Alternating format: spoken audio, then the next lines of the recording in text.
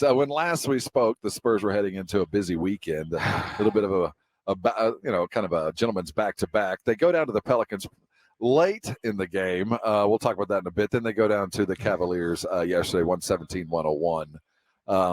You have a little bit of time off to get ready for the rodeo road trip. And they'll be gone for a minute as Wednesday will be the next game of a 9-game rodeo road trip that'll span thousands of miles, many different time zones, and we're sure more L's than W's. But as they leave town into what has traditionally been the Greg Popovich boot camp, the midseason rejolt, fine-tune, get ready for the playoff run.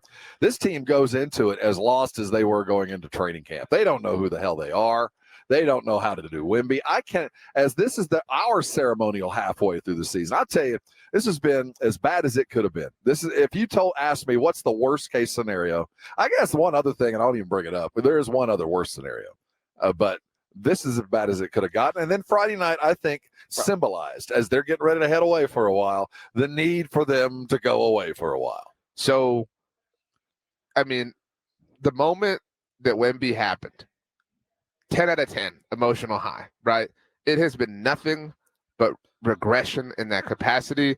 And I think we're only holding on to the hope that it will someday eventually be better. But some of that is really just because it has to be, because it's so difficult to be this bad.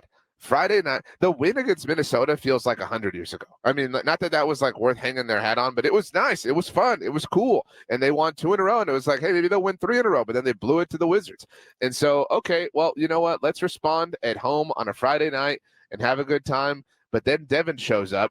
And as Brian says in the chat, Devin really thought he was Curry shooting that far from the line. Paint the picture, Rob. Paint the picture. We're late in the game. The Spurs have an inbound play call. The final moments of the game. So they have the opportunity to win the game. Devin's had a hell of a game. I'm not mad. What do you have, like 28? Yeah, I'm not mad at the specifics. Oh, I'm mad. Of Devin taking the shot. But there's a way things work, and there was a play that was called. It was obvious that it had been called for Wemby. It was reinforced post-game that it had been called for Wemby. Devin got the ball, and to his credit, on the inbound pass, it was an open, for Devin, it was certainly an open shot. He takes covered shots a lot, so it was not an open shot. It wasn't, but for Devin, it was open in that he was on the earth, and the hoop was also on the earth. That's the only way it was open. And that's how we should be looking at it, and that's really how Pop should be looking at it. Like, I don't care how open you were. That's not about you. It's about the play and the guy that's going to take it. He took the shot. He missed the shot, and the Spurs lose. That's when you look at the post game. I was mad at him, but I wasn't furious. It was just one of those things. You go, I get it, you were the best guy on that night, but this is about growing. And I'll tell you, I even told RJ earlier, if this was 3 years from now and they had some wins under their belts and they had done some things, then you take the shot, and I don't think anybody looks back at it at all. But this was poor timing by a young guy that kind of reinforced what a lot of people are saying on the edges, that the younger dudes ain't accepting the newest dude, that Keldon and Devin and the other guys aren't necessarily ready or willing or even able to subjugate their game a little bit or a lot, depending on the guy, to Victor. And it was reinforced on Friday night. I don't care how not open Victor may seem in a moment, how, congested or blown up or whatever the play you drew up seems to be. The ball belongs in his hands. Nothing. Like, you exist. We were talking yesterday about hot dogs. And I don't mean to equate him to a hot dog by any sense, but I don't like hot dogs. And I said that they sucked. And Jason and Joe were like, whoa, Miss Lippy. And I was like, no, they suck.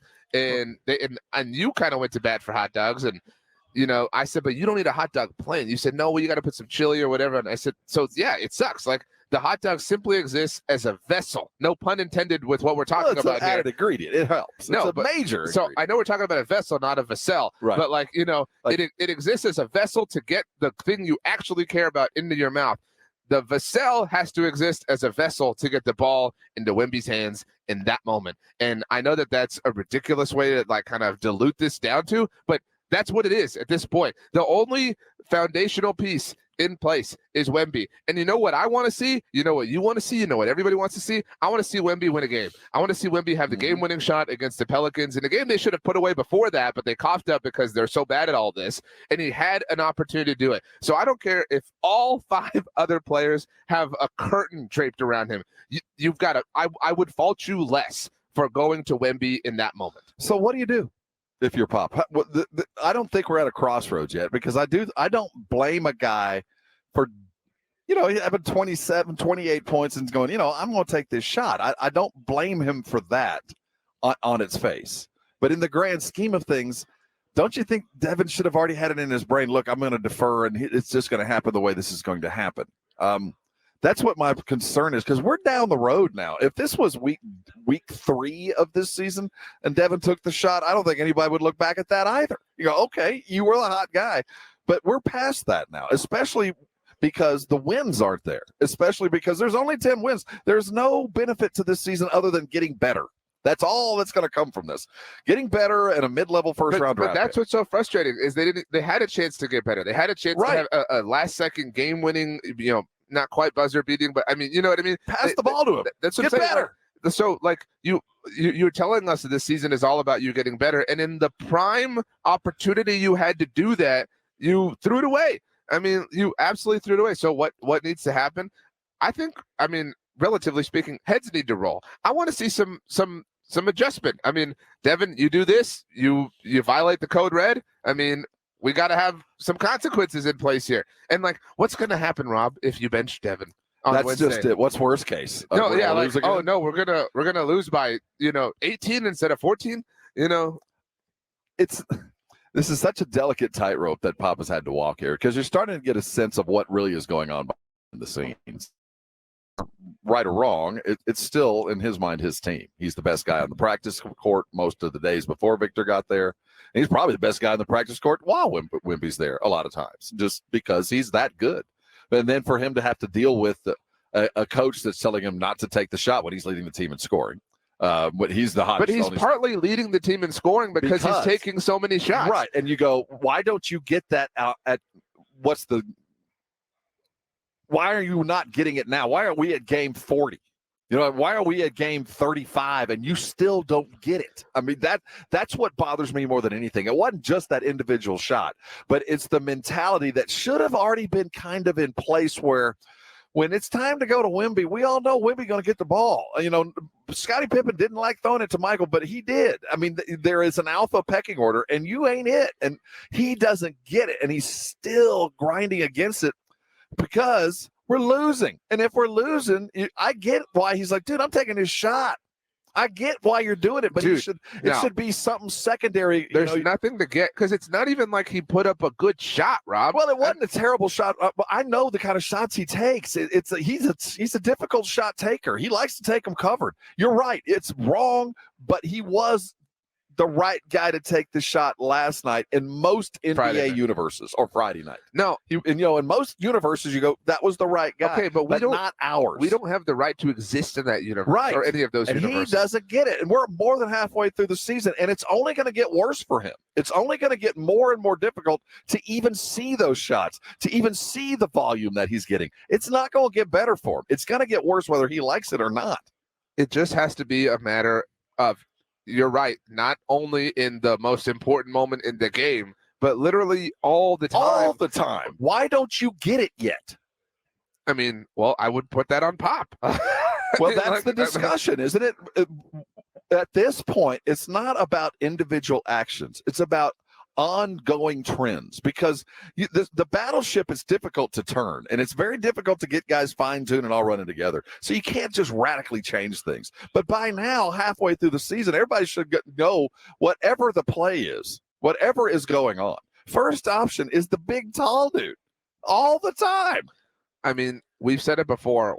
You talk about a point a minute. Why is he not averaging a shot a minute? Maybe not a shot, but, a half shot a minute. I mean, he should be, I mean this like relatively speaking, he should be exhausted after a game. He should be exhausted, and I mean that in a good way. Like, he should be exhausted, like, man, I got in a lot of work. I mean, I was just, everything flowed through me. We did not sign up to have this flow through Devin Vassell. I mean, and I'm sorry, that's just not the case. We signed up to have this flow through Wemby, and to just ignore him is just, it's so frustrating. I mean, what are you doing, man? What One of it who do we need to is talk to? you feel like he's being obviously getting passed over, but some of this does need to land in Victor's lap. Some of it is behind the scenes. Oh, you're saying he's got to be the one who screams? One of the coaches needs to say, this is one of those times you walk into the locker room and you put on your big boy pants. You say, this is my team, and we will go down according to how I do things, not anybody else. This is my team. You don't say it so much, but you act like it. And if you get passed over, you let them know, look, it's me and everybody else. And every great star, one way or another, established that. Now, some did it through bluster and anger. Michael was the first one to kick in a door and say, this is my team. Tim did it another way. Tim did it in working hard in practice and always being the dude that was first in line, working the hardest. And you just knew, well, it's Tim. You knew it from the time you walked into practice. I don't know what Wemby's style is going to be. I don't even think. Well, he has to find it. Yeah, I don't think he knows. But this is one of those opportunities where he needs to get with his guys in the locker room, no coaches around, and say, look, bro, we're going to go as far as I take us. You need to know it. I need to know it. So you need to put ourselves in a position to win. And that's with me right now. You need to know that. And together, we'll get there. Sometimes you do it through words. Sometimes you do it through action. But it's going to happen because this is one of those situations that superstars get thrust into, that you're just going to have to learn to deal with this. You can't be usurped. You can't have a. They had that way, dude. They had number 11, and like what I'm so pissed off about is we're like, we're begging you for like just the crumbs. You know what I mean? Right. Like just give us win number 11.